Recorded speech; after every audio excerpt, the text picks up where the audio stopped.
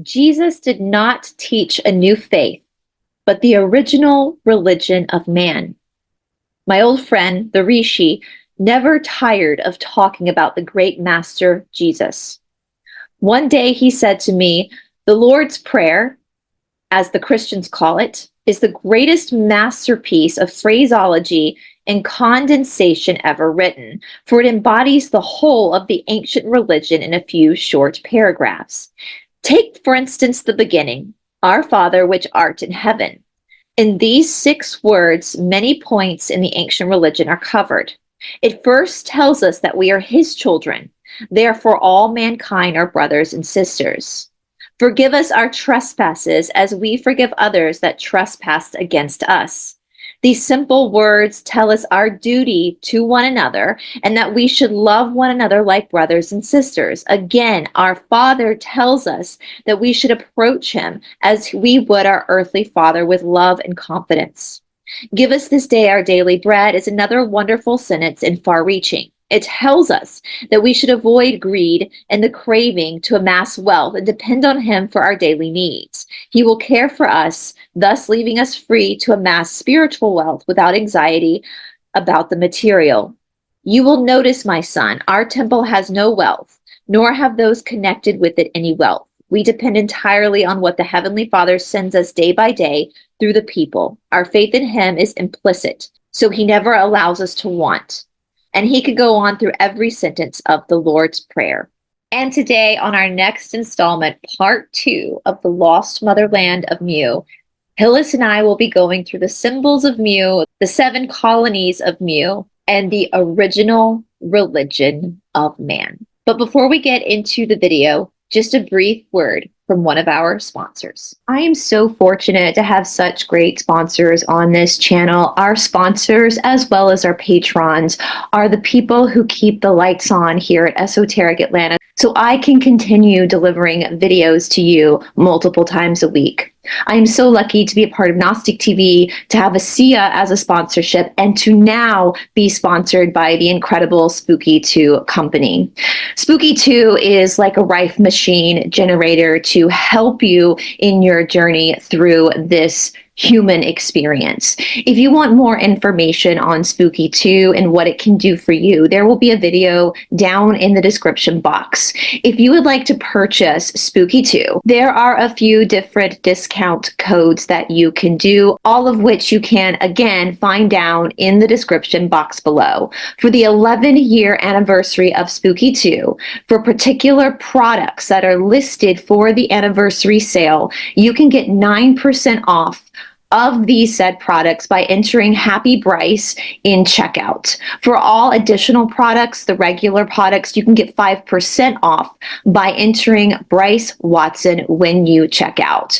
Here is a little clip of what Spooky 2 can do for you. Hi, John, Echo, and the Spooky 2 team. This is Kanika here, and I'm here to share not just my and my partner's Spooky 2 journey.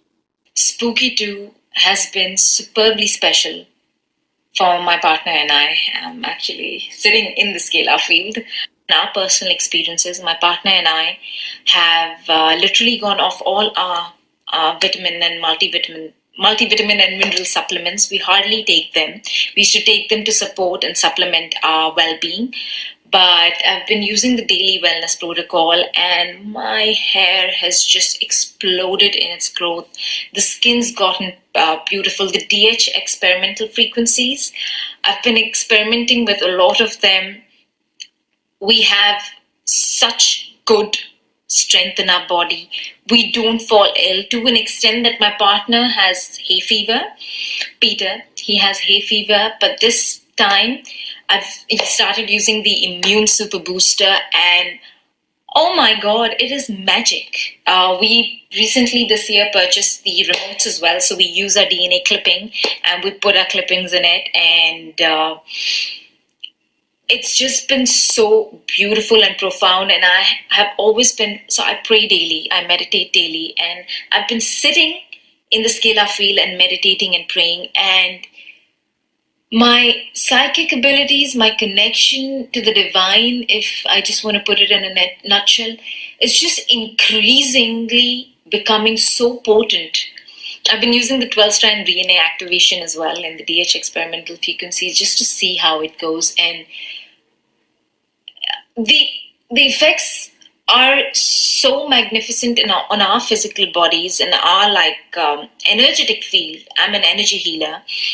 I take clients through quantum healing sessions while sitting in the field so that I can be a clearer conduit and send these energies as well by pure quantum entanglement, right? And if people were to not believe this, all this physical proof shows what a gem of a product this is. I can't recommend this more to anybody. So yes, much love and gratitude. Thank you for listening, and I could share so much more, but I'd like to wrap this up now. Thank you.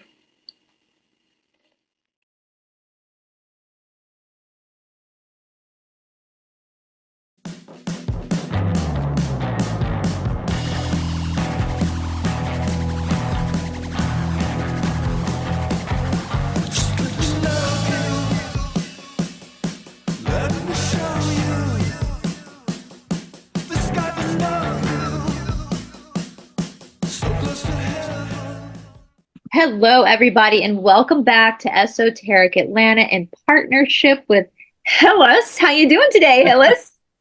I'm doing well today. Every time I pick up another book of James Churchwood, right now I started the third book, The Children of Mu, which we'll talk about next show. But there's always something fascinating, something interesting. So yeah, it excites me to even talk about this. How about you? How are you doing today? I'm good. It's been one hell of a Mercury retrograde, guys. So I know Mercury is going to retrograde its own way out of here in like a week or two. So just hang tight, guys. But yes, you guys, I'm going to be placing our part one down in the description box below in case you missed part one. Today which was the lost continent of Mu. Today we're going to be talking about the secret symbols of Mu, the colonies, all that kind of stuff. After we ended last week with the catastrophe, right? The cataclysm that sunk the island of Mu in the Pacific Ocean. And for those, if you're just tuning in, just a bit of a disclaimer. This Mu was a lost continent. We're all familiar with this idea of Atlantis or Lemuria, but not many people know about Mu. I didn't know about Mu until Hillis brought it to my attention. Again, you can watch the first episode from last week where we talk about James Churchwood's work into this alternative history, if you will. And I just want to give a bit of a disclaimer from Hillis and myself. We spoke about this before we came on air. We are just right now, this is just for entertainment purposes only. Hillis and I do have our own opinions about the validity of this work. I think personally, I believe there's a lot of validity to what James Churchwood discovered.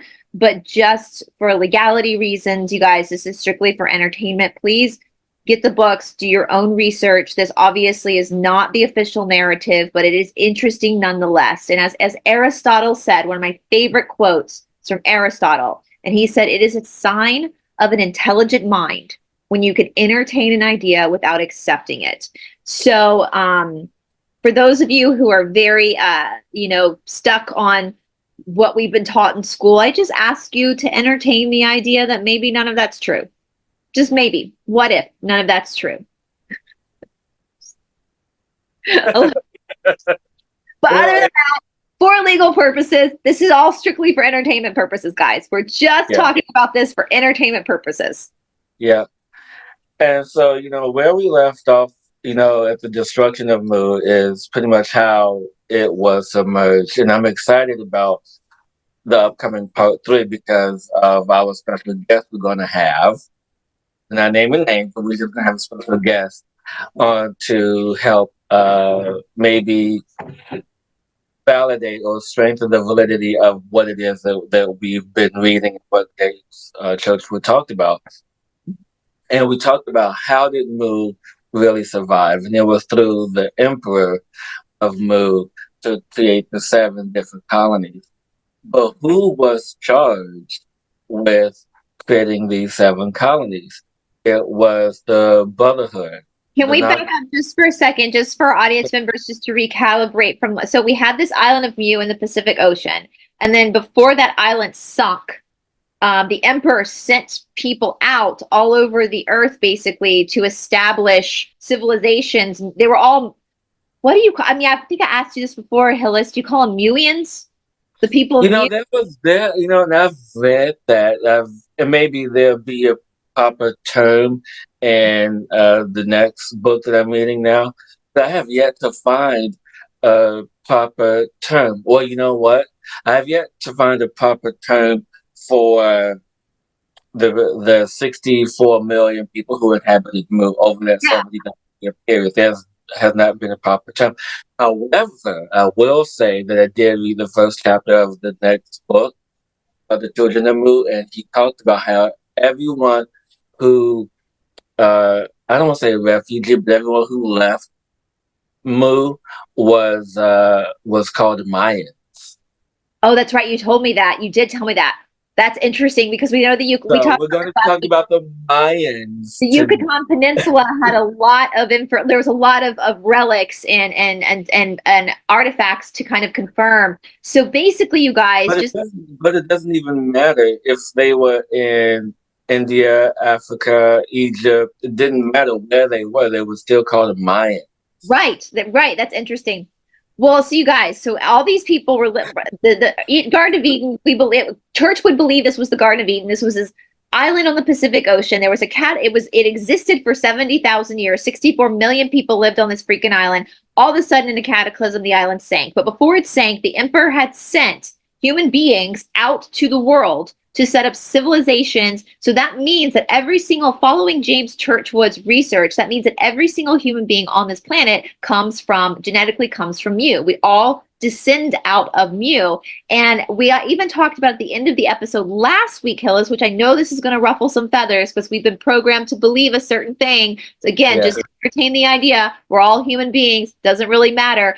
All the people of Mu were one specific race. And these were white people with brown hair, brown eyes, olive skin, so like Italian looking, right? And Right. so we even talked about how if we look at survival of the fittest, like when the colony started to spread out, that's when different skin colors started to shift a little bit. Different eye colors came into play to adapt to when the poles shifted, because with the cataclysm, guys, we spoke about the potential of the poles shifting, which created, obviously, we had different weather in different areas, and that shifted. And so it created a different survival tactic for the Muians or the Mayans that had gone to like Northern Europe and had to adapt to freezing cold or into Africa, Right, exactly. So the adaptations of the body.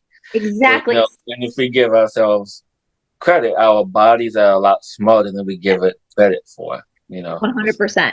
It will survive. And so I know that's going to ruffle feathers to hear that we didn't all originate from Black people, but actually from white people. It doesn't matter to me. Like, No, it that's just, doesn't matter. it doesn't, the devil's in the details. It doesn't really matter to me. Like, but that's interesting because it goes completely against it's actually the opposite of what we've been taught in our own classes. So anyway, Yeah, and exactly. Just want to reaffirm too that every colony of Mu, one of the 7 colonies, is a descendant of the motherland. So, in essence, when we get into it more today, in essence, Egypt is an extension of the motherland. India is an extension of the motherland. The Yucatan is an extension of the motherland. China Europe, is an extension of the America. motherland. Yeah. Right, yeah. America is an extension of the motherland. So I get it. I understand it. But when you are living then, not knowing, and then you come into today's presence, there was all this misinterpretation that happened. When you have this misinterpretation, it leads from one thing to another, and this is when we get into some of the Osirian religion. But we'll talk more about that later. and it's caused so much friction between different races and ethnic backgrounds, quote unquote, because we all of a sudden, after all this history was forgotten, we saw ourselves as different from each other instead of understanding we're actually all from the same place. That's all it Exactly. is. We're just all from, and our body is just an adaptation to wherever our line of the family ended up, so yeah, so that's where we're starting off today. The Mu has sunk to the bottom of the Pacific Ocean, got all these colonies of all these. I kind of like Muians better for some reason. I'm like Muians. Yeah, humans. Yeah, but just keep it in line with the text. Anyone that has left the island of Mu is Mayan. Yep. So, Yeah. so we're talking about Mayans today. Not the yeah. All right. Mayans and religion. Yeah, exactly. So we've got so now let's so who are the people we talked about last week that the reason why James Churchwood even went on this wild expedition, this goose chase of trying to figure out is because he was in India around the turn of the century or late 1800s, where he had the serendipitous luck and fortune of befriending an Indian who was one of two or three people who were trained to decipher this old language. And he started telling about these tablets. And I had Right. said last week, what cracked me up, because I've spent so much time in India myself, is India, out of all the countries in the world, they are probably the most superstitious people that you will ever meet. I freaking love it. It cracks me up. I love it. And everything's either auspicious or inauspicious. And this guy was, Churchwood's friend, this Indian guy, was telling Churchwood, this white dude, this English white dude, like, about these tablets, but no, we can't look at them because they might fall apart. They're really old. And I get that. That's very Indian to be like, no, inauspicious, like we can't, it's going to fall apart. So Churchwood, in his clever brilliance, said, well, what if, my friend, these tablets are falling apart and are disintegrating and we need to check them and make sure they're okay? And so the friend kind of got a little paranoid. Paranoid, yeah. And so he pulled them out, and that's when they started to translate. When they started translating them, all of a sudden they were both hooked. They like needed to know more, and so they went on this wild goose chase, the scavenger hunt, to try to find even more of the tablets. So again, just to reiterate, you guys, Churchwood was not out to like debunk history. He That just was. kind of Yeah. fell on his feet, didn't it? It ended up being a passion project. Yeah. I mean, when you look at everything in its totality, anyone who pursues this has a great passion for, like Billy Carson. I know he has like a great passion for all of this. And so I guess it kind of like just want to jump in because as we talked about, last episode, we briefly talked about the Brotherhood or the Noctals, which is the religious sect or part of Mu. The priest, And the priesthood of the Muian. priesthood, if you will. That's what those tablets are called, the noctal tablets. That Exactly. put everything down. Yeah. And they're also known as the sacred writings or the sacred mysteries of Mu. This is what they've been changed throughout history, and this is why a lot of healers that I know today are creating mystery schools. That this is where the term birth from. But reading this, it gives the mystery school a whole other uh, meaning because as we move through this, you'll understand why and how everything was changed. And because it was changed, everything from the Mu, from the original religion of Mu to the Osirian religion to the Israelites to the religion we have today, anything of great knowledge was held secret by the high priest or the emperors of that or of particular times. But in Mu, everyone was privy to this information. Everyone understood science and religion. They went hand in hand. There was no separation. And every time I say that, I always think of the term because I heard it growing up, especially if you're in high school. You hear it in history class, you hear it in social studies, you hear it in like classes, to where you always hear church and state is always separated. And it brings it to my awareness of the purpose of this separation is so that way this high level of information can be can be kept separate away from everyone else who may not have the wisdom or knowledge to grasp that. And even Moses, who was a master, was able to translate this information, but we'll get into Moses in a little bit. But what really set the foundation for the Brotherhood of the Knuckles, the religion, is their 7 commandments. And I want to read those. And as I read them before, and I read them again, that they were very profound and yet simple. This is what I like about their culture. The culture was very simplified. There was nothing that was overdone, overspecified. It was, let's keep it simple so everyone can understand, so everyone can follow. And you have to understand during this time, everyone was taught to worship the symbol and not worship the symbol in the terms that we understand worship today. It was for them to give them focus on the energy to embody that in which they've put their focus and vision on. So to understand the Gnostics, you have to understand the 7 commandments. And the 7 commandments go as such. This being the first. Man was taught there was a supreme being, infinite and all powerful, that there was a creator who created all things and above and below. That was man created by the Almighty, having been created by him, and was the son of that. This Almighty was Heavenly Father. So we already established that the Creator, Heavenly Father, which is incited or recited in the Lord's Prayer that Jesus created. And we'll get into the Lord's Prayer later and how he took the teachings of Mu and simplified them into these prayers that he wrote.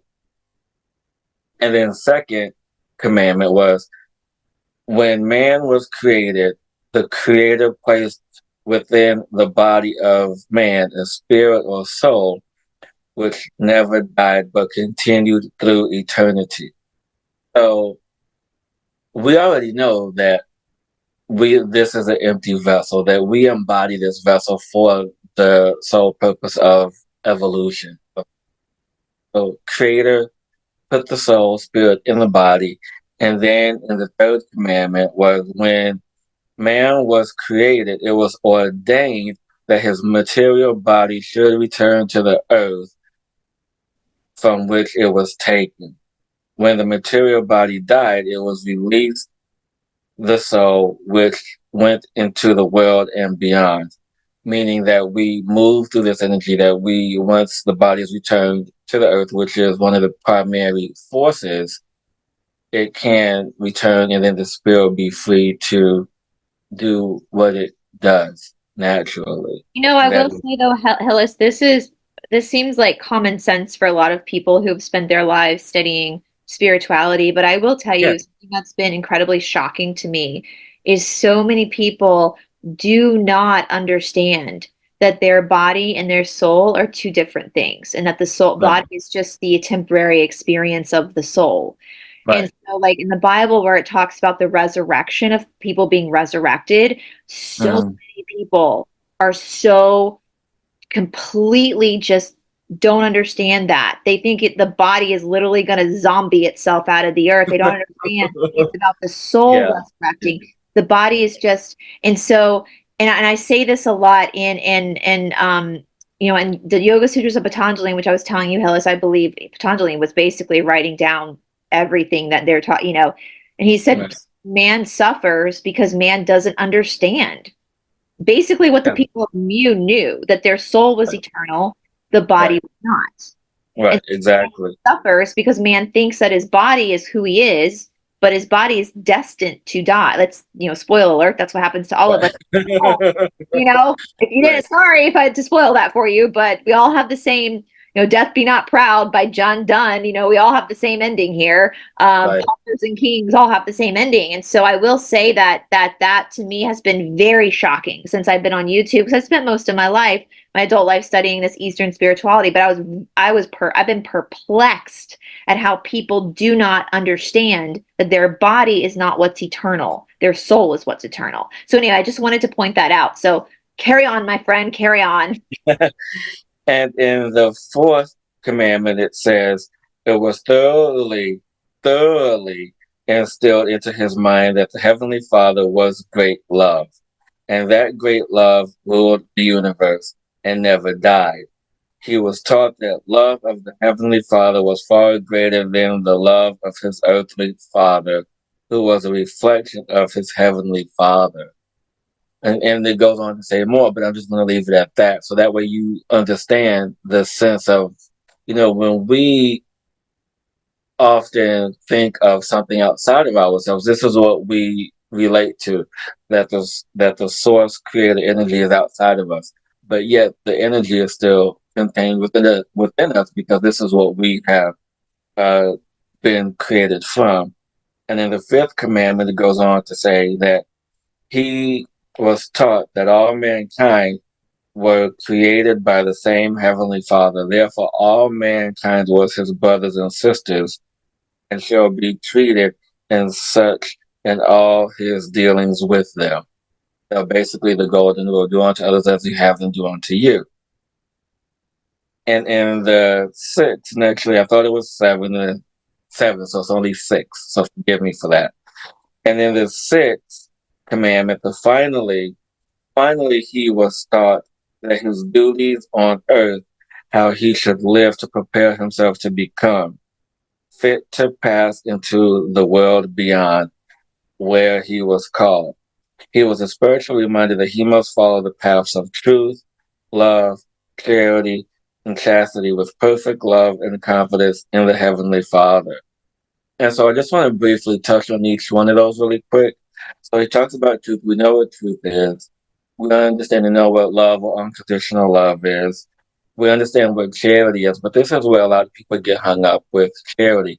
Not only speaking of material charity, where we give up money, give up possessions, things like that, but in terms of charity, he's also talking about part of yourself, part of your soul, part of your time, part of your energy, part of yourself.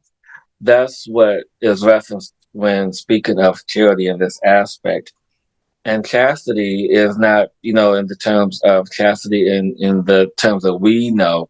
Chastity is in terms of discipline, or in terms of reverence, or in terms of really understanding what it is you have to offer, really self-empowerment and self-discipline, to allow for the energy of self to really flow and uptake, and then in that space of being shared.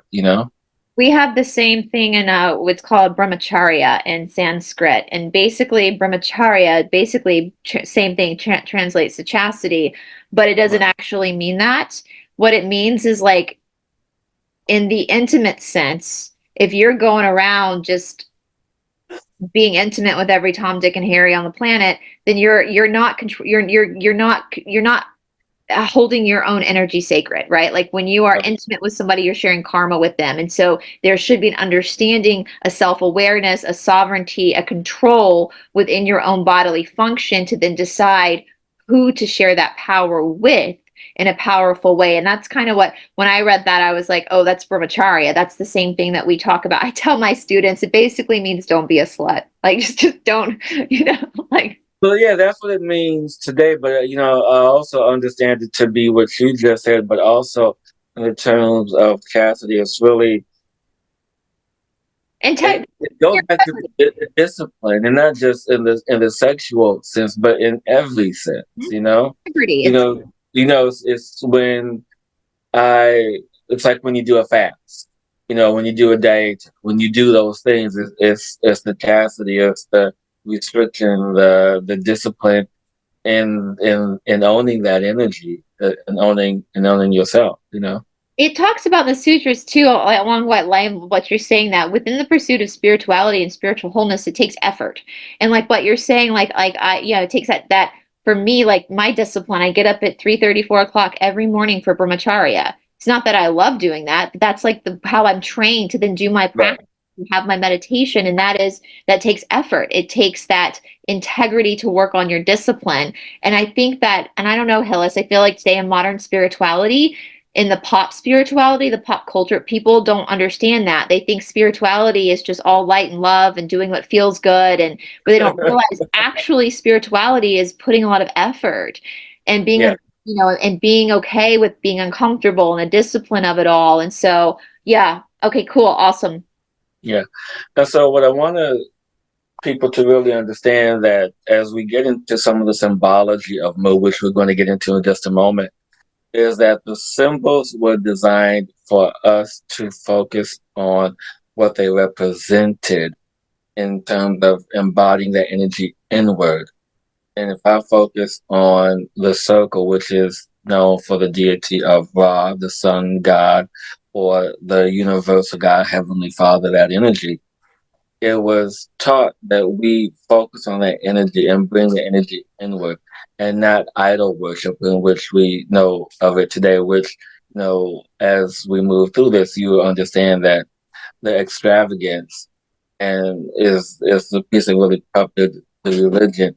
It really got corrupted in Egypt. When we get to that point, I really want to, so people, I want to break this down so that when we get there, you truly understand what the Mu religion was. And I wanted to show you this because this is Mu's the cosmic diagram that they have, and I'm going to break this down for you guys. And so basically, it looks like a blue ribbon. What It's page are you on? on Or page 15. yeah, Yeah. this one, But guys. basically it looks like a blue ribbon. And I'm just gonna break this down for Yeah. you to where the triangles are really, where did it go? So basically when you see the and look, I'm pointing at your screen like I'm actually directed. So when you see the rays or the lines coming down, those are actually the sun rays coming down from the deity. And then the scallops that are on the outside are the 12, represent the 12 paths, or the 12 different ways of the religion of one's path. And then the triangles, which is in how we will understand the Merkaba, as above is below. And then the center is the deity, the Ra, God energy. You guys can get the book, read more into that, but this is just a quick summary of it. So that way you understand the path in which they allowed themselves to be on. But when I first saw it, like, this is a blue ribbon. And so Guys, now, first place. but then I understand that the mental uh description of that and why they chose that as the blue ribbon. But their theology was a monotheistic theology. And so they only believed in that one God. And then there was variations of Ra, the sun god, the energy, the one and all. But and then they had the temples that were dedicated to him, but it was a monotheistic belief that there was one and only one. But he was in so many things. He was the giver of life, creator of life, and we'll get into that as we move through the symbols, especially the story of the tree of life and the serpent, which has been thoroughly misinterpreted. Yes, the I want to Merkaba. show people a Merkaba too, a rock as above, so below. I knew I had one somewhere. Yeah, Um, mine is on the other side of the room. I can't get to it now. I've got all my treasures. I'm like a little kid. I got my treasure of rocks right here. Yeah, Yeah, so and that's Merkaba, so guys. If you ever yeah, see that in like if somebody has it on their table or something, and that's what it means. That's a Merkaba. Yeah. So and so there's one thing that was real interesting about the one of the attributes of the deity is that there's always seen as two principles. One being of ancient conception, to where it embodies both male and female energy. And that form is the circle with a line through it down the middle vertically. And it represented both male and female energy. and in that it uh, translates to Luhan, meaning two in one.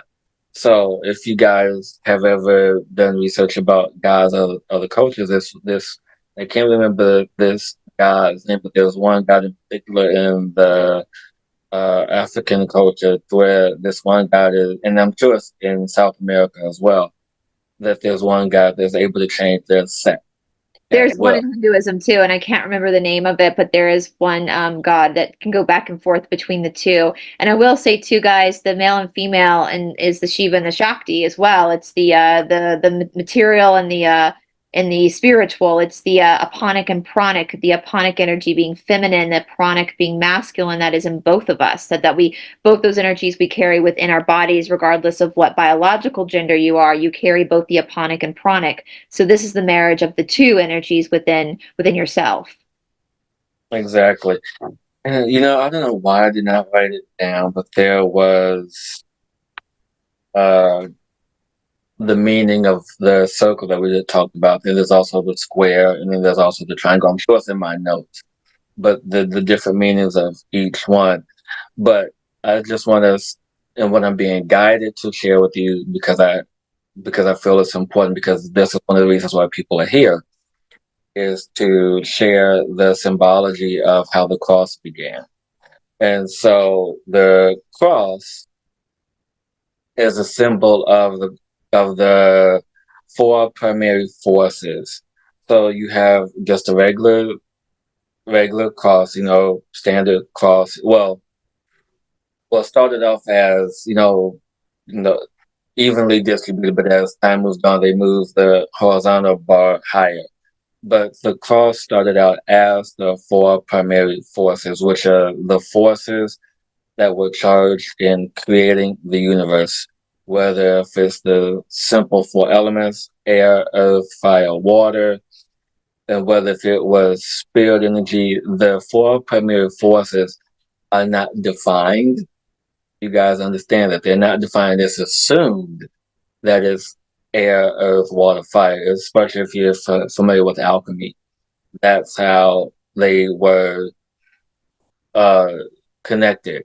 And so, what's even more fascinating about this, because if you go through history and you look at pictograms and symbols and things of that nature, you then begin to understand that they had to put movement, represent movement in the symbology. And everything in moved from east to west with the motion of the sun, the motion of the deity, which is also why when you go back to Japan, the land of the rising sun, they talk about the east of them, which was Mu.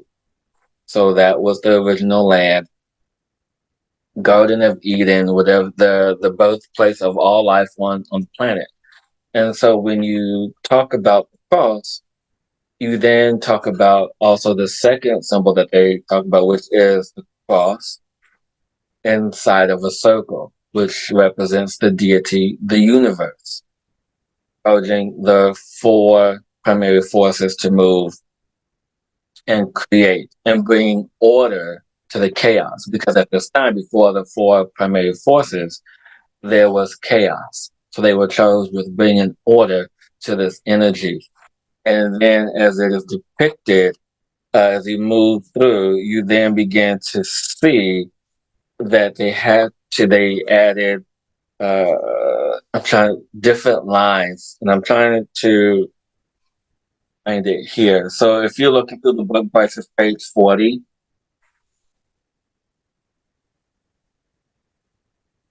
Yeah. So then, yeah, thank you. So switch it up just a little bit. Yeah. So then that way, so now it brings me to the next point, which is now we talk about the swastika. And you see that symbol, and it's filled with so much hatred that we just fill it with that. But the original design of this was to create the feeling of movement of the four primary forces along with the deity. And so when you add those lines go from east to west, creating movement.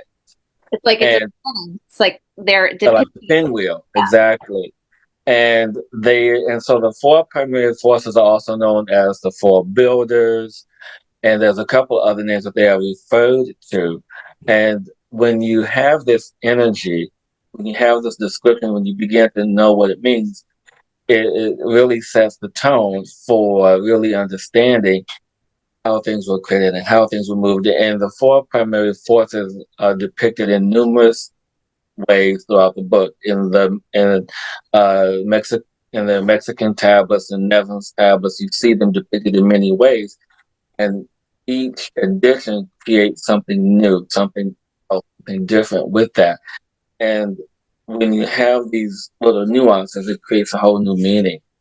And what I want to show you, if I can find it, I don't know why I didn't mark it, is I want, oh, I think I showed it to you guys last time about the symbol of the First Nation, but that's not important now. I kind of want to stay on this topic. And so when you have this energy, and then it evolves into what we know as seeing wings in different cultures, and then we get into how uh, uh, Quetzalcoatl was created, the seven-headed serpent.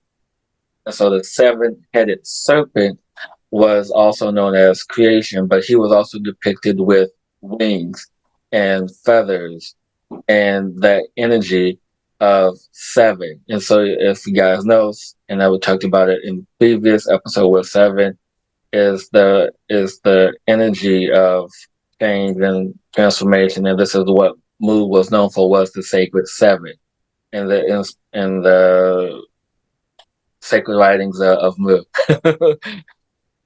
Also, I'm just like taking over, Bryce. I'm Oh, I like, love it. I love it because you're the one that's really done a lot of I'm just looking at Ganesh here, and these symbols, and of course, my experience in India with my favorite, well, my one of my favorite deities is actually Hanuman. I talk about Hanuman a lot, and I know the Ramayana is referencing Mu as well. So, a lot of these older religions, and it's interesting because we think of Christianity as being a new religion, but actually uh, what he's saying in this book is Jesus or Yahshua was actually teaching an old religion. He was teaching a very he was old the religion. original religion. Do what? He was teaching the original religion. Which is not what the church is teaching now at all. No, no. Not at all.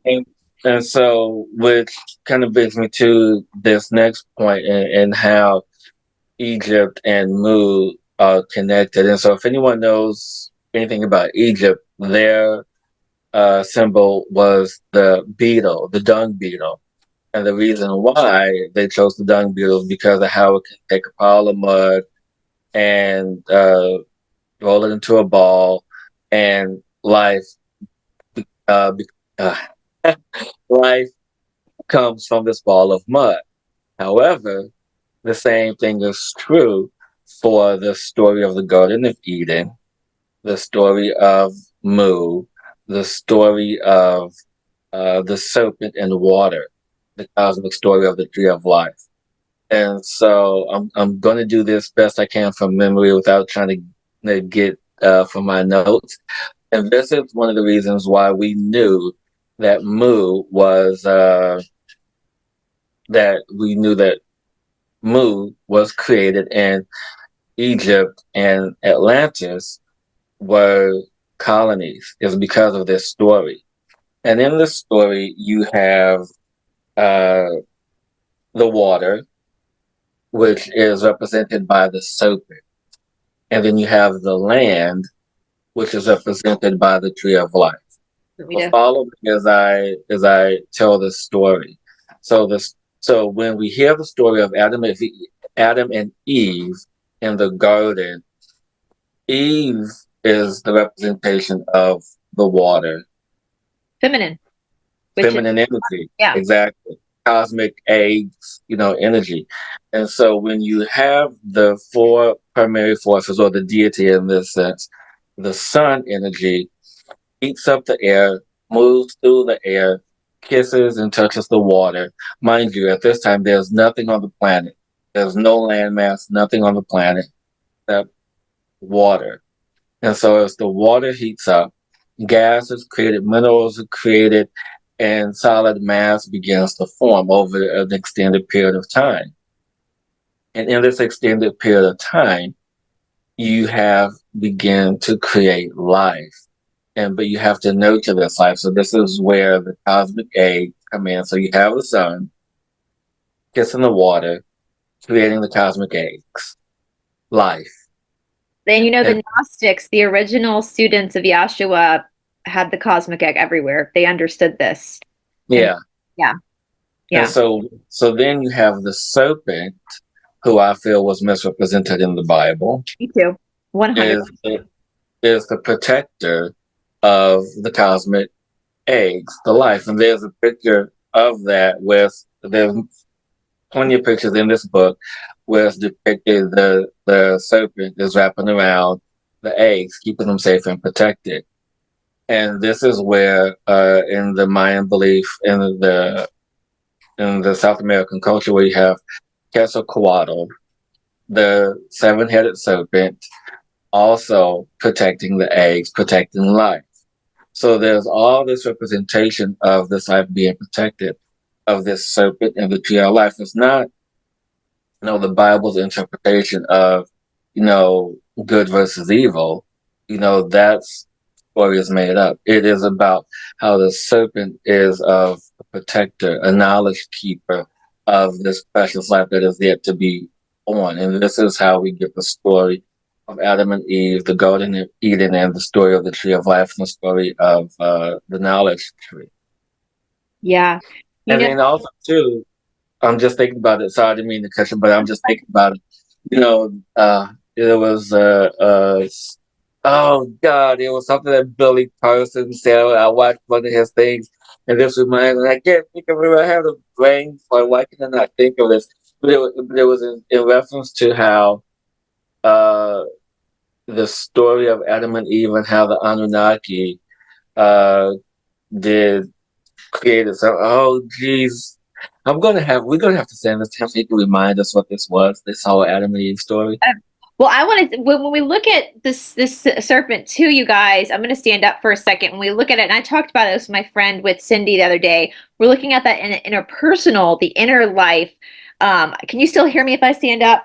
You Yep. still Hmm. at the base of your belly, the base of your pelvic floor, like where my hip bones are, right in here, you have which is the womb for a woman, but for all people, there's the Kundalini energy. That's where the Kundalini energy basically is created. And as you start to strengthen your body and work, and that's why spirituality and exercise go hand in hand. Exercise is the root word of exorcism. You get hot and sweaty, you get uncomfortable, you get the pelvic floor strong. That serpent, Kundalini is represented by a serpent. It starts to wake up and move, and it starts to move up Sushumna, which is your spine, up all the way to the top of the head. That's why Patanjali, the writer of the Yoga Sutras, even though he was a scientist, he's often depicted as having the snake's head coming up above his head because he's awoken that understanding, that knowledge, that creation of what we call enlightenment, or that prativa, that flash of illumination, which I think the illumination is also what most of the people in Mu were already illuminated. There were no secrets. There were no mysteries because they No, knew it it already. was all shared. They knew It it. was all shared. Yeah. And when we have, and I just want to add to that, when we talk about the Quetzalcoatl, the seven-headed serpent, it also refers to the seven chakras, the Mhm. seven this, the seven that. So Yep. the seven is very prominent in that space, and so it brings me to the next space because we talked about the Narcos going to establish colonies, and one of the main colonies was Egypt. And this is where the Osirian religion was born out of. And I just want to read this for you guys really quick. So Thoth founded the colony at the Nile Delta near the end of the mouth of that river. And there was his father. So it was 6,000 years prior to that. So this is how Thoth began to come into the bigger picture because he was established this religion there with his priest, his father who was a priest, and then from there was like 6,000 years before Osiris. That's Exactly. off, guys. The guy who wrote the Emerald Tablets. We've gone through them. That's now look. What's that? Guys, what's that? What's that? So he founded the so he was connected with his father, who was a priest of Mu, and then he took all his teachings from Egypt, between Egypt and Atlantis, so he used back and forth for a time. And in that period, you have to understand that his father was the priest, and him they were teaching the purest form of Mu religion, the original form of Mu religion. But it wasn't until the 11th through 18th dynasty where things began to be convoluted, where they began to teach idolatry, where they, beginning to worship false idols, animals, all these things, all the elements, everything that had not to do with the original deity, the Ra. And so if you go back through the book, you can also see Isis and how she was represented and how they talked about uh, the bird. Oh, geez, I can't think of the bird, but her particular symbol, the bird that she was depicted with, Yeah. even on the thrones. And this was when Osiris was still in charge. On his throne, if you look, there is open square, a square within a square. And that represented the four buildings, the four primary forces. So this was throughout their kingdom. And if you look at, next we have one here, but even if you look at some of the temples and some of the drawings, they talk about their pillars. And this is actually one of my necklaces. It says a Jedi, Jedi, a Jedi necklace. It's known with Egyptian energies. Yep. It stands for the pillar of power. Yep. But it also, in this case, it also represents the four primary forces. And almost on every temple, every project, every entryway, there was some representation of the four pillars or the four primary forces, the four builders, whichever one you want to choose. And it meant that this building was established by them and protected by them. So when you see that in old Egypt or in old writings, ancient writings, that's what that meant. It was to be known that they were establishing that place, that it was protected by the four primary forces. They go through that. That's also, guys. I will place the playlist, my Magdalene playlist for the Magdalene manuscript. They go through a lot because Magdalene and Yahshua themselves were not actually Jewish; they were Egyptian, which is another thing that the church changed. And they talk about all of that a lot. And people see these like obelisk and call for me, like that's the Shashumna. That's what that's the same thing. It's the Shashumna, as they say in Sanskrit, which is the power of energy. And so we see how even today people are still so conditioned, even in the disclosure or truther community, people are conditioned to protect the false teachings of the church and destroy the genuine teachings of the motherland. And that's what really gets to me, because like the genuine teachings of Mu and of yoga, it's very peaceful. It's very much like you respect each other. We all come from the same source. We're all brothers and sisters. But yet this false teaching of the church is teaching people to go violent on the peaceful teachings, and in order to protect the more Well, we also have Burma to thank for that. do what? We have Burma to thank for that. Burma, yeah. Burma gets the blame. Yeah. No, there's a section in here that I will read where it talks about Burma, because remember last time we talked about how cannibalism and savagery started in Yeah. Burma because of the submergence of Mu, because of the condition of the planet at that time. It started there, and there's proof of that. There's evidence of that, but no one talks about that. But moving forward, after Osiris passed, his legacy was the Osirian religion. But then other priests began to take over, and as they took over, they introduced what they called extravagance. the idolatry, the idol worship, the animal worship, all these other forms of worship. And it was Moses who was the son of uh, Israelite and possibly the son of Hephaestus. I'm sorry, Hespert. Sorry, and who was an Egyptian princess. Yes, Egyptian. But yet, because of that, and there's no admission to his Egyptian past, that he was still an Israelite slave. Yeah, So I'm just not a imagine. huge fan of Moses because of my research into him. He But this is what is funny to me because he only mentions or talks about Moses a little bit here in this book. Talks about how Moses is a master and understanding the new language. he was a master warlock. That's what the name Moses actually means, master warlock. Oh, see, I didn't know. That's what Moses means, master warlock. Yeah. And so as they make the Exodus, because of Moses, and it was determined that Moses wrote part of the first book of the Bible. Mhm. And I don't know how many people know that, how many people were aware of that. I wasn't, but when I read about that, it but it made me sit up a little bit because of this individual who wrote this book, but yet he interpreted the sacred writings of Buddha perfectly because only masters can interpret this writing. But when, thousands of years later, after he departed, you then have, his, I don't want to say counterparts, but I guess that's a better, like a better term, his counterparts or equals of today Yeah. interpret all the information and finish or rewrote the book. And this is how we got the Christianity of today because of what Moses wrote that was misinterpreted.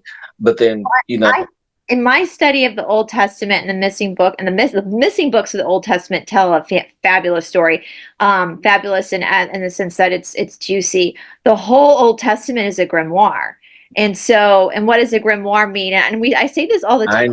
I know. It's a spell book, and so that's when because people are like, what do you mean by grimoire? I'm like, it's a spell book. It's all a spell Yeah. book, and so what I think Moses did too, reading the missing books of the Bible and putting it all together, I think that Moses, because Moses means master warlock, and all of the original depictions of Moses, he was not liked by many people because he would do black magic on people. When we look at the plagues of England that happened under Moses, it was all done. And so when we look at magic, and this I think is also comes maybe from the chaos and the catastrophe where people started to get into this idea of self satisfying. Um, we're given he probably was given all this information that other people didn't have, but he ended up using it, Mhm. inverting it. Because when you get to the missing books of Moses, it's wild. It's wild what was written down in those books. And in the missing books of the Old Testament, we see like that's where we learn that Moloch is Yahweh, and that a lot of these names that people have for God are actually like deemed as like lower spirits, demonic. So it's just fascinating. And so Yeah. I don't necessarily think that it was Moses's like descendants or counterparts who messed up the translation. I think in a lot of ways Moses intentionally wrote things down wrong because he was hoarding information for himself. That's just from my research into the missing books of the Bible, my research into Moses, that Mhm. dude was wicked. He was Right. wicked. Right. Um, But this also brings us to Jesus. There's not a lot in the book about him in the symbols of mood per se, but if anyone knows, if who's done, just high level research, you understand that Jesus had this missing period, this missing time of his life. And so this goes back to, and obviously at this time, Mu is gone, colonies have been settled, mountains have been raised. yep, Keep all of this in mind. So in this time where he's gone missing, he's going to go study in Tibet, in this yep, energy, yeah, to where the sacred tablets, the sacred writings of Mu were kept. He studied and studied it and brought that back to him. when he was full grown. Yep. You have to understand that in his knowing that he taught the original religion. So how did all of this get misconstrued? How did this get misinterpreted? And I want to find this section. I know I believe it's on page 173, where they talk about the religion of India, but there's this section where they talk about Burma.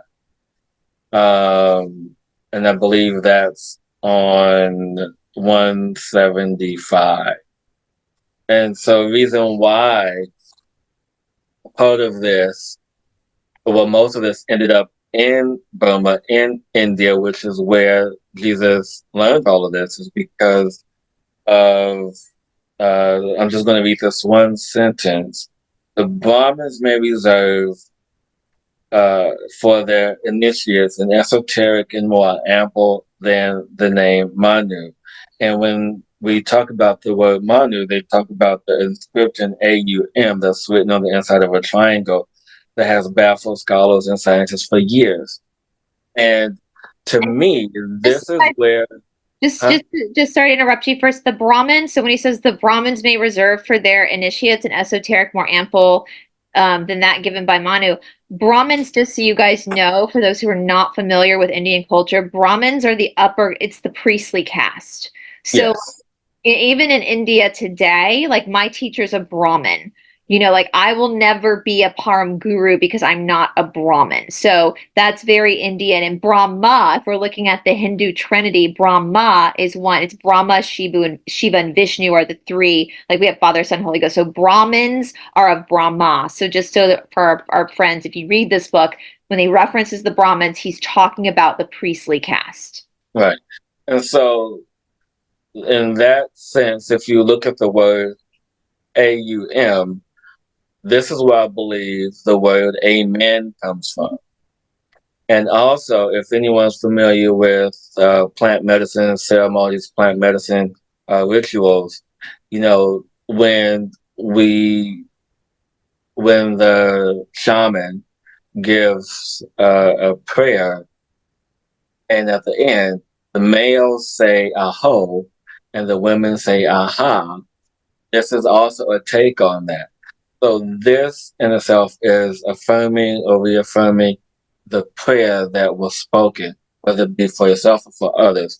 So this is part of the reason why I believe that most of the information, by way of Mu, by way of Egypt, by way of India, by way all the way up to Tibet, and the information ended up there because they needed a safe place to keep this information, because those who had it obviously didn't want people to share it, because why else, probably at the time mountains were raised and still raised. So why, and I'm sure at the time, I'm not sure. There's no way to really say whether mountains raised when they brought that information over or not. But I just leave it to you to do your formal research. But when you look at the total scope of why everything was the way that it was and why it was interpreted the way that it was some of it may have been ill intended, some of it may have not been. But when you do the research, when you understand, when you read the information that's out there and draw your own conclusions based on your own personal experience, things begin to make a little bit more sense. Yeah. And I will say, my theory, my opinion on, because this kind of goes with the law of one, um, when when you so even though we perceive Mu to be we perceive Mu as being as they were technically more advanced than we were, but they Yes. were more peaceful than we were. And I think sometimes we see that as more enlightened. And yes, they knew more, but what happens if you read the law of one, when consciousness evolves, it almost has to drop back a little bit. It's like a boomerang, right? Like or what's Mercury retrograde? Slingshot. Slingshot. That's it. You have to pull it back before you can sling it forward. And so what happens when we came into third density is that we now are in the density of what they call choice. And that's the density what we're in now. And that's where it polarizes. So it Yeah. becomes service to others or service to self, the dark or the light. And so this makes sense to me after being a student of the Law of One and then reading this stuff, that all of a sudden this very peaceful religion for 70,000 years was like understood by everyone. And all of a sudden there was a cataclysm, pole shift, changing timelines, now bumping up into third density, where now human beings who come from the same genetic place of Mu now have to come into friction. So now Yeah. we have choices. Now we have service to self. And if you look at the service to self polarity, which is what I think Moses was, and what we know, like a lot of the controllers of the world are, because a lot of the controllers of the world do know this information. They what they do in service to self, the dark side, is that they hoard information and they keep it a secret for themselves. They Well, don't. yeah, that's why we can, if you read part of I think it was, don't I forgot what I read, but this is how, secret societies were birthed and things like that. And because, when I read about the Osirian religion, how it was evolved, to hoard information between the 11th and 18th dynasty at the pinnacle, that this information was only reserved for the emperors and the high priests, not regular priests, high priests. Yeah, yeah. Well, and the And service to others, they share. I mean, look at us. You found Mew. You called me. We're like, let's talk about this. Service to others of the light. We share everything. right, So exactly. now remember, guys, and this is one thing I want to, because everybody who knows about the controllers of the world and knows what they do, they want to like go vigilante and destroy. And it's like, no, no, no, no, no, no, no, no, no, no, no, no, no, no. The darkness cannot create anything. Only the light can create. Only the light can create. The sun came down to the water, right? Only the light can create. So our job, what the darkness does is they take this information and they invert it. They invert it for their own selfish uses. Our job of the light is to heal that and bring it back to its original template. I hope that makes Yeah, sense. it does. And I guess it's perfect timing because I want to also bring up, because I finally found it in my notes. I love a good Mercury retrograde, guys. I love a good Mercury retrograde. We're like, where is it? Where is the thing? Well, we talked about the basic shapes. So the circle, the square, and the triangle. And I just want to read those to you really quick. So the circle in itself, what I talked about, is the deity. So this is on page 70, where the circle is the picture of the sun and was the symbol and the symbol of the infinite one, as it embraced all his attributes, the deity. And this being a monotheistic symbol, it was considered the most sacred of all symbols. And so this, kind of speaks to me about why I love the circle so much. In almost every logo that I've done for myself, you know, it's always some sort of circular That is impression. really that's a did you Yeah. know when you designed that looks like the Mew, No. Uh-uh. like the four Not, elements spinning, like not at all. Not at all. Not at all. Um, and so go on to what we talk about, the equilateral triangle. Where are you, Mr. Triangle? There you are. The equilateral triangle has a dual significance, depending on where and how it is used. Its origin dates back to the primitive man, a version of the three lands. So if you guys remember that in the last episode, I talked about how Mu was divided into three sections. yeah. This is also a reference to the three sections of Mu and the 10 tribes of 64 million people living on this big, massive island. And so you have to understand that also the three lands in which it was formed, the Mu, was in the west. So, like I said, talk about Japan, it was to the east. So we have the land of the rising sun. The lands of the west were considered huge continental islands, small ones separate from the big ones and narrow seas. And so even goes into where it talks about the Egyptian canal. So there's these different land masses that make up Mu, and then goes into the other definitions of what the equilateral triangle mean, and then lastly, is one of my favorites is the four-sided square, and not the pyramid, but just the regular shape of the square. Where since the four-sided square compiles of the trilogy of the first and original sacred symbols. The square was selected as a conventional symbol of the earth, apparently for two reasons: to prevent it from being confounded with the sun, whose picture was a circle, and the purpose of teaching primitive man the cardinal points: north, south, east, and west. Also, as known as the great four pillars, the primary force, the great builders. So it's in reference to that energy. And when we think about how we use them, we don't think about them in this way. And so, when we go back to the foundations, what everything means, this is it. This is the foundation of truth. And it just is amazing to me and how all of this stuff comes about. Yeah, 100%. You don't need, I mean, I'm very anti-religion. To me, God isn't religion. Your spirituality. It's all within you, and that's one of the Yeah, most beautiful things about rediscovering this work. Is like, no, this is what our collective ancestors knew. This you're it. You're the temple. You're the creation. You're it. So is everybody else. So yeah, right. And also, too, want to talk about this too, because people, always have this association with the lotus, and no one really knows what the lotus means. So, according to doing Mu, yoga. Yeah. yeah, if the lotus was the first flower to beautify the earth, the first flower, being the first flower in Mu, the land where man first appeared on earth. Mu and the lotus were naturally symbolic synonyms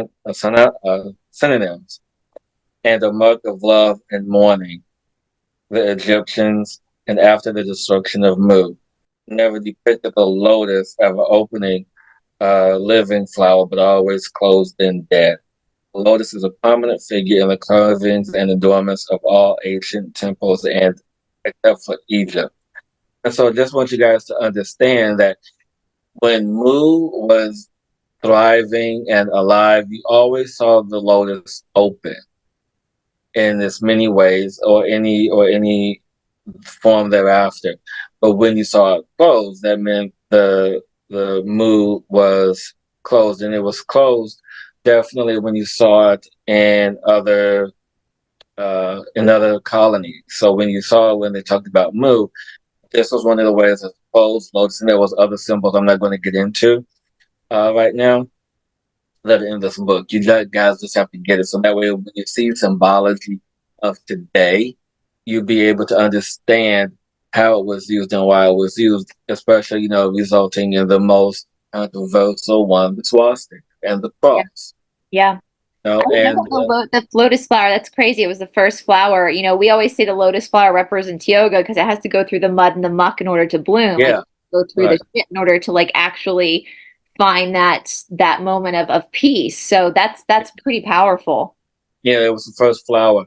And going back to the cross, we have the cross which represents the four primary forces, but that wasn't the cross that was initiated. So if you go back, that wasn't the cross that was originally depicted when Jesus was nailed to the cross.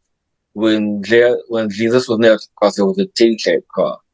Yeah, it was apparently they executed on like call like it was a pole, right? Right. And so when you see that, depending on what you watch or what you do your research, I talked about this last episode. It's the symbol of Tau, the symbol of resurrection. So necessarily, as we talked about earlier, resurrection is not necessarily always resurrecting the physical body, but it can also just mean the resurrecting of the soul. So there's all these symbolisms, all the symbology that surrounds us, and we always take it for face value. But when we actually look at it and understand it, we can see the face value of what it is. And one of the things that I wanted us to talk about too, that we also talk about for face value is, we talk about the circle, the deity of the sun. It's infinite. But I wanted to also talk about the heretic symbol in the Mu language. And if you want to bring that up, that's on page 97. And the heretic uh, letter N, it has two meaning this one that's open and one that's closed. I'm just going to talk about the one that's closed because the one that's closed is the representation of what we know as the infinity symbol, the infinite symbol, where things never end, where things are always moving in motion. And so I just want to bring that to your attention that some of the symbols that we use and that are popular today have roots in the heritage language of Mu. And when we understand the origin of which things come, we can apply that energy and amplify it even more to our own personal and daily use. So yeah. Oh, that's what I wanted to talk about. That's what was important. That's why so on page 95, you also want to bring up another very common symbol, especially popular among the African American Yep, culture, especially. you're not. I pulled it out when we first started. Yep, exactly.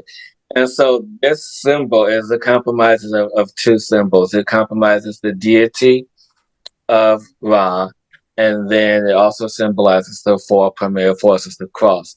And so when you have these symbols together, it represents the continuation of life, the emergence of life. As the energy moves through the mouth, it moves through the four primary points. And there's in that energy of itself, and it represents the body.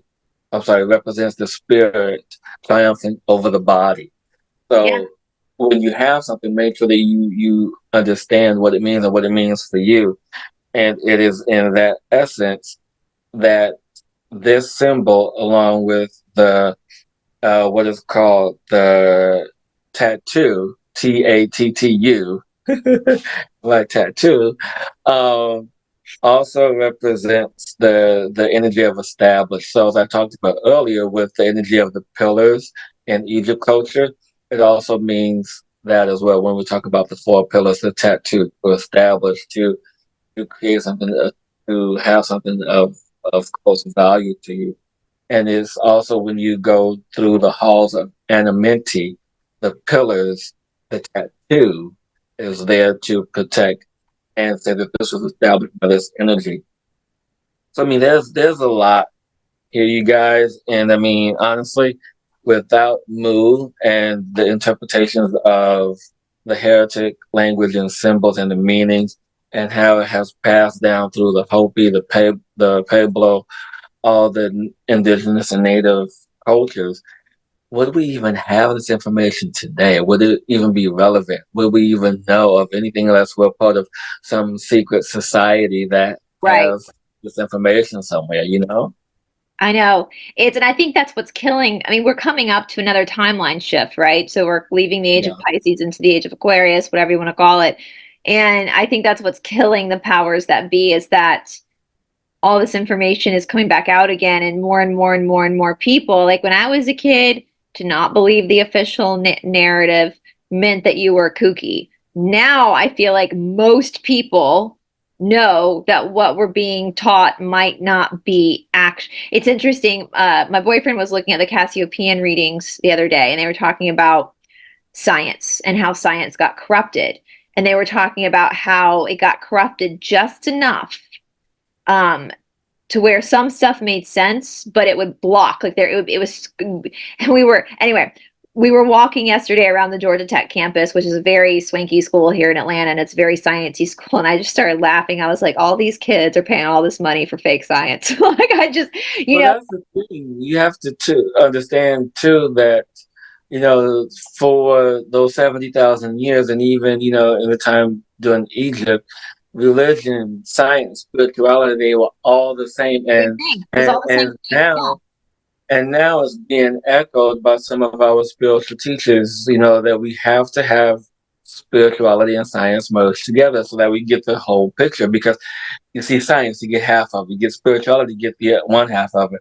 But with the emergence of quantum energy, quantum science, quantum physics, all this stuff, things are beginning to make a bit more sense. And so you have to have, someone like myself or one of my peers who's into the spirituality or the woo, or some people call it, to really make sense to some of science discoveries. I mean, because you can't have one without the other. It doesn't No, make you sense. can't. You absolutely. Well, Never did. yeah, it's and that is true in the ancient times. The doctor and the priest were the same person. Yeah, And we see that with I'm a huge believer in like therapy healing, like talk therapy, just to kind of, yeah, and I know a lot of doctors. Like my grandfather was a surgeon. He passed away a long time ago, but he used to make fun of therapists. Like he did not understand why people thought, but nowadays it's like we know that everything is psychosomatic. We know the energy of consciousness and stuff, but we've been trained for yeah. such a long time to think that the two are separate, that the body Right. is just a biological, mechanical thing that has no correlation to the mind, which is such like it's such bullshit. There was a book in the late, so my mother, well, I grew up, I was born in 1983. I've been thinking about this a lot. I was born in 1983. So I was born into a world of jazzercise and low fat diets. And my mama, some of my earliest memories is sitting in the back of a gym when my mama did step aerobics and jazzercise. Like I remember going to a Weight Watchers meeting with my mama before Thanksgiving, and they said, and I'll never forget it, if you gobble, gobble, gobble, you'll wobble, wobble, wobble. Like my whole early childhood was based on like wheat thins and tab, beverage tab. Um, and there was a book that came out in the late 90s. I think it was late 90s it was called Think Yourself Thin. And everybody thought it was hysterical. Like, what is this book? And now I'm like, wait a minute. That's right. Like, think yourself like that. It's your mind. Like, it's all in your mind. If you see yourself, no matter how much exercise you're doing or dieting you're doing, if you see yourself as a fat slob, guess what? The body's just Yeah, going to respond to that. And that idea of consciousness and and science would probably tell you that that's not true, that your thoughts don't no, affect the outcome of the body. But I'm like, actually, no, they the priest do. knew that, right? The priest knew that. The Yeah. so all right, you guys. So I'm gonna put all this down in the description box below. Obviously, there'll be a link to our first video in case you missed it. This was our first video was over this as the law. Yep, James Churchwood's second video has been over this. All right. And do we want to show the third book already? So let it be a We'll wait. surprise. We'll wait for Yeah, that one because we've got yeah. a third book, and then we have a guest that we're going to bring on. Um, we'll get into that surprise guest when we actually air the show, you guys. So Mhm. yeah. So well, thank you so much, Hillis. I'm so flattered that you asked me to do this with you because I think you and I are just both weirdo nerds at heart. Like we're the two that are like, wait a minute, what is this place called Mew? Like Because I mean, like I said, the reason why I began this journey is because I've been an energy practitioner for just over 10 years and been yeah. doing this work and been attuned to Lemurian energy. And people in my circle, my peers, they say, "Have you heard of Mu? Do you know what Mu is?" I'm like, "No, what is Mu?" And it's like, "Have you heard of Lemuria? Do you know what Lemuria is?" I'm like, "No, what's that?" And then I tell them what Lemuria is. They tell me what Mu is. We say, "Okay, well, it could be Atlantis." And so we just come up with these off the wall conclusions. And so now, I feel it's time for me to really, really know what the truth of all of this is, because we have all of this information, whether we tap into it.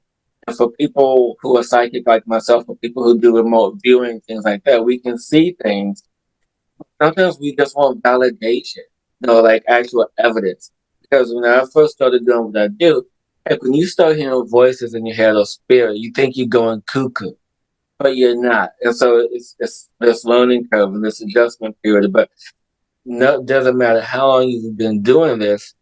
Every psychic that I know, whether they've been doing this for 5 years, 10 years, 50 years, however long, they still want their piece of validation. So this is kind of like almost like a passion project for me, like James Churchwood. This is, I want the evidence of what is this, because I'm attuned to Lemurian energy by way of Sirius. I am, connected to Lemuria. I've been told I was the emperor of Mu. So it's like, I just want some validation, people. Well, to Hillis, like I think for a lot of people watching, I did pretty well in school. I loved history and literature, and I think I love studying history and literature because I'm nosy. I'm a nosy bitch, and I love to hear what other people are going through. I figured it out. This is why I love history and literature. Just in my 40s, I figured it out. I'm just a nosy bitch. That's why I love it. I'm a petty nosy bitch. But you know, when all this information started to come out rapidly, even though for me, I can remember, I know history like the back of my hand. I can tell you all about all the historical events. But even with like Tartaria information and the fact that our historical timeline might not be right, that feels the alternative timeline, even though I'm very well versed in the official narrative, the alternative timeline feels right. It feels Yeah. right to me. It's not the stuff that we did in school, you know? And I will say that in close to the end of the book, he does talk about Tartaria. He talks about it a little bit in the continent Yeah. of, yeah, just a little bit.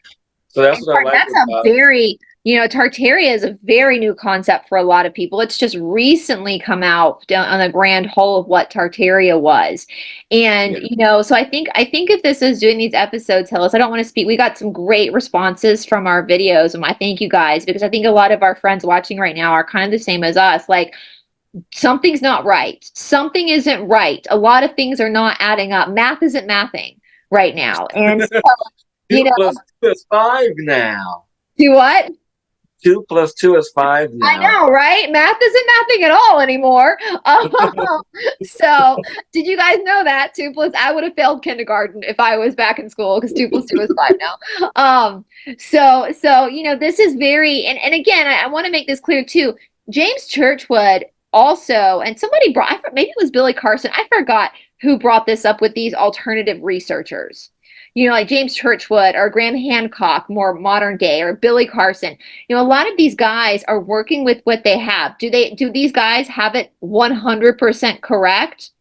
Probably not. They're probably there, but are they like 90% correct? Probably. Yeah.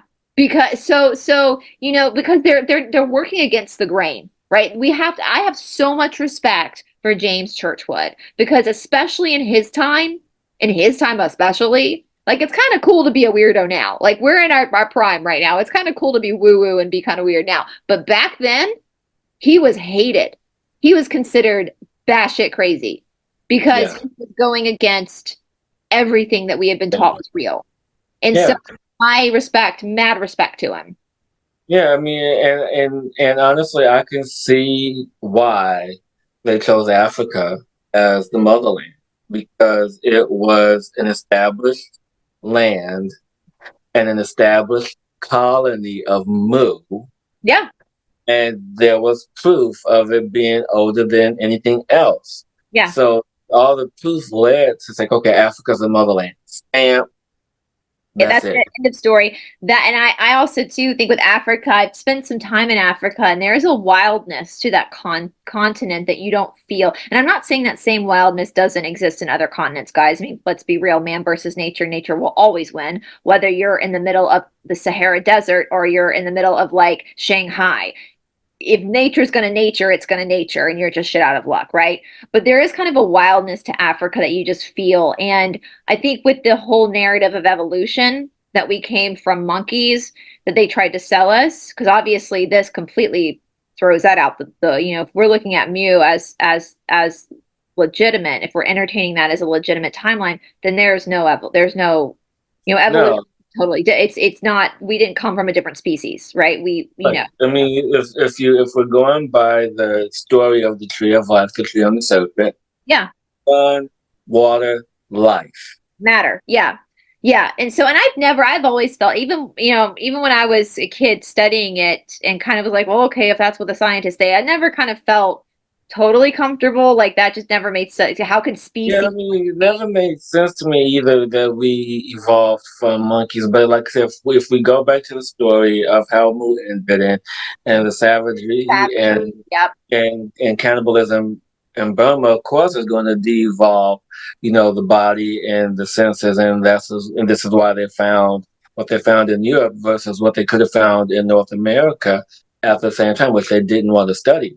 Yeah. When you have when you want to look at one thing, and this is how subjective everything is. So, guys, I want you to just keep this in mind. Everything in the world is subjective. There's always going to be something in alignment with your view and something that's not in alignment with your view. Yeah. And of course, you're always going to gravitate to something that's in alignment with your view because it gives you that confidence. It gives you Confirmation bias too. that validity. So Yeah. when you have confidence and validity and something that is in alignment with your view, of course, that's the way you're going to lean, as opposed to removing your emotions from it and just looking at the facts. And when you move your emotions from it, whether if it's right or wrong, it is what it is, you know? Yeah. Yeah. Absolutely. Absolutely. It's I think too, like to think, I always had this question too. I remember asking this when I was like in the seventh grade. Because I think I wanted to see it. I was like, if evolution happened, why aren't monkeys still evolving? Like, I want to see that. Like, who doesn't want to see that? Like, that's a train wreck. Let's see that. And it's just, but then all of a sudden, it was the first time I was really confronted with the nefarious powers that be in some of these organizations is when I covered the giants and I covered some lawsuits against, I'm not going to say the name on YouTube because that got me in trouble last time. The institution starts with an S, it ends with an onion. And they are nonprofit supposed to fund archaeologists to do research into our history, our archaeological history. And some archaeologists had sent some giant bones to the starts with an S, ends with an onion, and the starts with an S, ends with an onion, incinerated the fossils once they got them. And so these archaeologists, this is y'all, a lot of my research I look at lawsuits because lawsuits are petty. They're freaking petty. Like I love reading lawsuits. And these archaeologists had sued the starts with an S, ends with an onion. And the defense was their defense, they acknowledged that they did incinerate these fossils because their job is to support the official narrative. So even looking at giants, if we acknowledge, so this starts with an S, ends with an onion, acknowledges that we have fossils of human beings that all over the world that were like 25 feet tall, then obviously common sense means we didn't evolve from monkeys. Yeah, I mean, there has yet to be anything that I've read from James Churchwood about that, but I find that fascinating. But like I said, it's all about your perspective and what you want to believe in and what you want to align to. And I thank you guys so much for taking time out of your day or a couple of days to watch this because I know it's a lot to take in at one time. And like I said, just go and do your own research. Go in and do your diligence because it's very rewarding, and you may, contact me and uncover something that I've looked over, something that I've forgotten, Yeah. and I will let you know that there are three more books in the series. So there's going to be at least three, four more of these coming. Who Keep going knows? as long as you want. It's so fascinating. It's so fascinating. I agree too. Multiple. That's why I opened my channel. I always say is because I wanted to deep dive weird and wacky stories, and I wanted to be able to talk to my audience of other people who are also weird and wacky, and we could have conversations about it. Because you're right, Hillis. There's so many things. Hillis and I could read the same book, and I might see something he doesn't see, and he might see something I don't see. So we need each other. We need each other. Yeah. So yes. Yeah, guys, get these books. Remember, if this is overwhelming for you, just remember it's a sign of an intelligent mind. If you can entertain an idea without accepting it, and I would say the most important information I think we get from this book, Hillis, is that we all come from the same source. Yeah. We're all brothers and sisters. Yep. Don't worry It about was the dogma. third commandment, I believe. Have to go back and look. We're all brothers and sisters. We're all come from the same source, whether it's the source of God or the source of Mu. We're all equal in the eyes of God, and we're all on this. I don't know if it's a floating rock or a floating disc, whatever we're on. That's another topic for another day. So, and God is within you. You don't need a religion. You don't need a priest. You're fine. You're not going to go to hell. You're totally fine. And There is no hell. It was made up. it's made up, you guys. Why would a loving God that created you as a child then send you to the pits of hell because To You burn forever. burn forever in eternity because you picked the wrong flavor of religion. That he wouldn't. And so if that's the biggest thing in my channel or this deep dive or anything has brought anybody is please take that burden off your shoulder.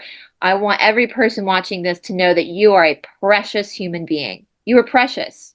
You are a fractal of God. Yeah. Your soul is eternal. And Yeah. you are created by the source of love and you are that source of love. And so do not let these nefarious ones convince you otherwise. Yeah. Think yourself thin. No, I'm just kidding. I'm gonna find that book. I'm gonna find that book. So anyway, you guys, well, I thank you, Hillis, and I cannot wait to see the comments from our friends watching this when this airs. I'm gonna edit it and put some pictures in. So I don't know when it's gonna air yet, but if you're watching this, obviously it has aired. So all right, you guys. Well, I hope you have a fabulous, fabulous day. You're a badass. You're a fractal of God, and you are loved. Don't let and you're a child of Mu. You're a child of Mu. Start really confusing people when you go to a job interview or a date. Just be like, yeah, I'm a child of Mu, and so are you. So, all right, you guys. Well, we will talk to you later. I'll put Hillis's links will also be in the description box, guys. Do please make sure you subscribe to Hillis's channel as well. All right. Bye, everybody.